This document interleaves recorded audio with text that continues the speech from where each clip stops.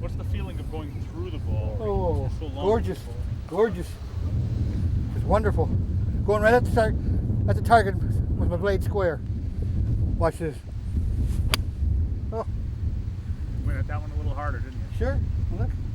What did you do to hit that ball the extra 20 yards? Turn my body. Turn my shoulders and my body. Here's again. What's going on with your hands in the swing?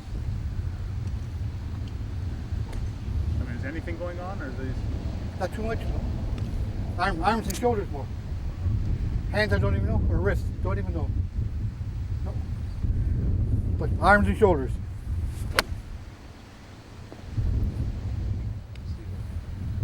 What about the women? Wow, look at that. See, no more hands and wrists now. No Yeah, more. just those. Arms and shoulders. That's what the world's missing out on. This is crazy. See how these. Watch this. Like, don't even know these are there.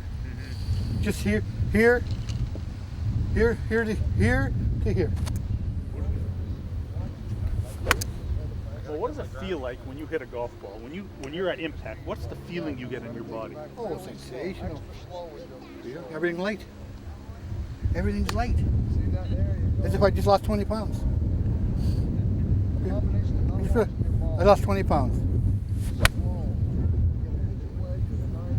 There's nothing in my way. My body can enjoy every position I put it in. My body can enjoy it.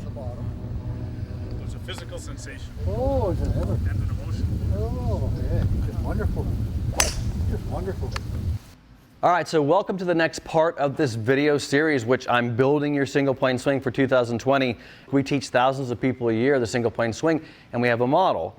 And that's what this channel was dedicated to. And by the way, if you want to learn more about the single plane swing and all the things that related to Moe Norman, please subscribe to the channel. I don't want you to miss out on any of the stuff that I'm teaching here, because we have a process of teaching, and if you follow the process, you're going to get better. But it is a process, and it also, you can't just pick up little bits and pieces. They might help you, but it's not going to give you a long-term solution, because when I started this series, my goal was to help you have a 365-day-a-year swing. I want to solve the golf swing equation for you. We want to build you a great golf swing for the rest of your life, and you can, if you follow the model here, you can do that. So in the last video, we went through how we transition into impact. I'm going to go through that again, the transition to impact part here, and as I do that, we're going to talk about how we release. Now remember that the swing is a sum of the parts, which means how we move in a golf swing is related to the previous section. So when you see people release a golf club on this side, what happens over here a lot of times is related to what happened over here. For example, if I come over the top this way, the club goes that way, right? If I tilt too much this way, the club goes that way. So the swing is a function of what's happening on both sides. So if we've got this down really good, we're going to get this down really good. So remember when we transition to impact, and just as a reference and a note here, these training aids that I use are the ones, these are our basic training tools. I have a club here that I've created that has a grip that helps you get the proper lead hand position and trail hand position for the single plane swing. So I have a proper, it has actually some markings on here to help you get the proper spacing. I don't want to go through everything with the training aids. You can find that on my website. But all this stuff is designed for the single plane swing. I have the training club here. I have a leverage bag to help you work on your leverage position into impact, and I have an alignment trainer down here to work on alignment and ball position. I do a lot of this type of training because, as you saw in the very first video in this series, what did we talk about? We talked about working in the proper order, and that if you don't get one thing right, you can't get the next. If your address position isn't correct, you're not going to get the backswing. If the backswing isn't correct, you're not going to get transition. If transition isn't correct, you're not going to get downswing and impact. If impact's correct, you're sure the heck not going to release it. And on that same note, I had a student a couple days ago, and he was having trouble releasing. And the reason he was having trouble releasing was because we had fixed his downswing. I know that sounds weird, right? But what happened was he had trouble with his downswing for a long period of time. We finally got it right. He worked through it and got it right. But he had never learned to release it from a correct swing. So in other words, his release position, how his hands worked, was related, that whole thing was related to his old golf swing. So we had to reteach him how to release the golf club from a proper downswing. So that's how this thing works. If you relearn this part, you got to relearn that part. It only makes sense, right? That's why I teach this way, because I'm not a quick fix guy. I'm a process guy. I want the proper process and make it simple for you. So let me just go through transition, impact, and then I'll move the bag, and then we'll do release. So here we go. So here we are at address. Now, go back and review address. You can't do this enough. Perfect your address position. I'm going to go to the top. I'm going to transition into that knee. That's the weight moving from the inside of the leg into that lead knee. Then I'm going to start rotating down. And now watch what happens here, okay? So watch what's happening. As I go into impact and I reach this impact position, I'm rotated. I'm almost stuck. My trail arm is bent. I usually keep it pretty close to my body when I'm hitting the bag.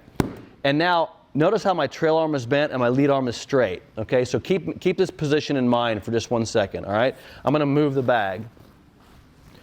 And now, I'm going to hold myself into that exact position, okay? So there's the position I was in. Trail arm is bent and lead arm is straight. Now watch what happens from here.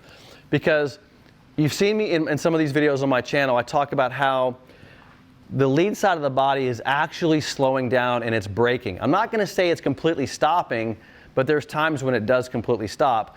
But there's a sequence of events occurring starting from here, moving up to here, moving to here, and then to here. So we have this sequence of events happening, which is the proper delivery of the club with speed into impact. But as I walk you through this sequence of events, and I'm going to go through it here, as I walk you through the sequence of events, I want you to notice that this trail side still has, as this side is slowing down, as the lead side is braking, this trail side is not. This side of my body is not. And it has the ability to release.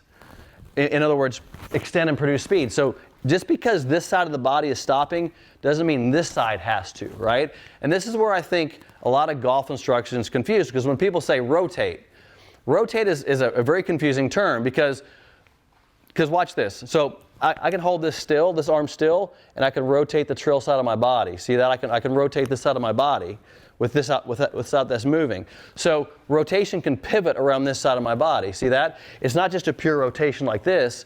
It's a pivot around that side of my body. So rotation's occurring, but it's like this is moving around this as opposed to purely moving around in a circle. So let's do that as we release the golf club. So here we go to impact again. There's impact. Notice how my lead side, starting from here, because my lead knee was flexed, my foot was rotated, this stabilized my hip. Doesn't mean this stopped. I still have rotation, but this is slowing down. So here we are at impact. Now, what's left? Because this has reached full range. Look at this lead arm. It's reached full range. What's left? What can I actually do? Well, I can straighten my trail arm and move my trail shoulder. See that? There is the release occurring. So here we go. Impact. Trail side release. Now, that's what you see in all good ball strikers, especially Moe. You see both arms get to a straight position. There's impact, arm is bent. Right there, fully straight, both arms, right? And that's the right arm, right side extending. Now I'm going to show you something here from this angle. Let me just get this out of the way so make it easier to see. Look at the club face when this occurs. I'm actually going to put a ball down there. So I go to impact. Now watch as this club goes through, okay? It can stay square for a period of time there because that's my body rotation without arm straightening. But then once the arm straightens, you'll see the blade starts getting extended and going over a little bit. And then you're going to see the blade get back to the plane here. That's full extension of the trail arm. Now some people call that rolling. That's actually rolling. I don't want that. I don't want rolling. I want extension of the trail arm. And so Moe felt like the club wasn't rolling over in that position because the trail arm was extending. So let me do that from a face-on perspective. And by the way, I always train with this trainer because kind of your subconscious here. If you keep training from proper ball position and proper stance position, your body starts learning your spatial relationships to things. So I'm always concerned about my spatial relationship. So I'm always training with the proper address. I always am. I want that to be perfect in my golf swing at all times. So here we go again. So let's go back to this impact, right? Here we are at impact. And now my arm straightens. but remember, it's to stay square, and it can stay square for a period of time. See that? And look at that. That's body rotation. See, that's body rotation, allows it to stay square. And then once the arm starts straightening, that club's going to look like it rolls over, even though it's just an extension of the arm. I'm not rolling the hand. I'm just extending the trail arm and the trail shoulder. And then from here, that's your release. And I'm going to go ahead and go into your finish for you here. I'm not going to change this. I'm going to keep rotating the trail shoulder and torso. And now I'm in my finish position. And you want to see the head. Watch the head position. You want the head to follow the shoulder. See how my head moves with my shoulder when I turn? I do not want you keeping your head still. Once again, you got to let the entire right side of your body release. See that? The right side of my body is releasing. I'm staying in my posture. So watch this again.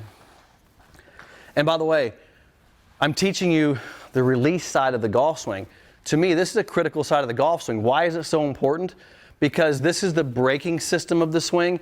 And if you have not stabilized correctly, you will not learn to release the right side, the trail side, correctly. I'm not saying the golf swing is right-sided. I'm saying it's a left side stability and a right side acceleration. And so watch what happens here now. When I do that, I go into impact, trail arm is bent. I go into that extension down the line there. And then notice I'm still in my posture. I'm going to finish. My head goes forward, but no, I'm staying in my posture. I want you to go ahead and look sideways there, right? And then you can stand up. You've got to get all the way through the finish and the release planed, looking sideways before you stand up. That's why I want the trail foot on the ground. The trail foot, huge debate, is people saying the trail foot shouldn't be on the ground. The trail foot is a stabilizer as well because it's limiting motion. You're not stopping the hips. You're just only allowing them to go so far, and it keeps the spine back. See how my spine is staying back when I do that? If I let the foot come up, I get extension. So this is a stabilizer, and it's keeping the spine in position, and spine is posture. And we'll get into that more on the channel later on. So today was a big day. We kind of finished off the swing. Let me do a quick summary and review of the last 5 or 6 videos that you've seen on the channel. We're trying to build you a 365-day-a-year swing, right? I want you to be able to step out there and play good whenever. That's number one. Number two is you have to master the swing in the right order. Address position, backswing, leverage, transition, impact, release, and finish. There's the order, right? We have to work on the address, then we got to work on positions, then we got to work on sequence, then we got to work on repetition. That's how we work on the swing, all right? Now, I haven't covered sequencing yet too much, so make sure you subscribe to the channel because I'm going to go into an in-depth review of timing and sequencing in the golf swing.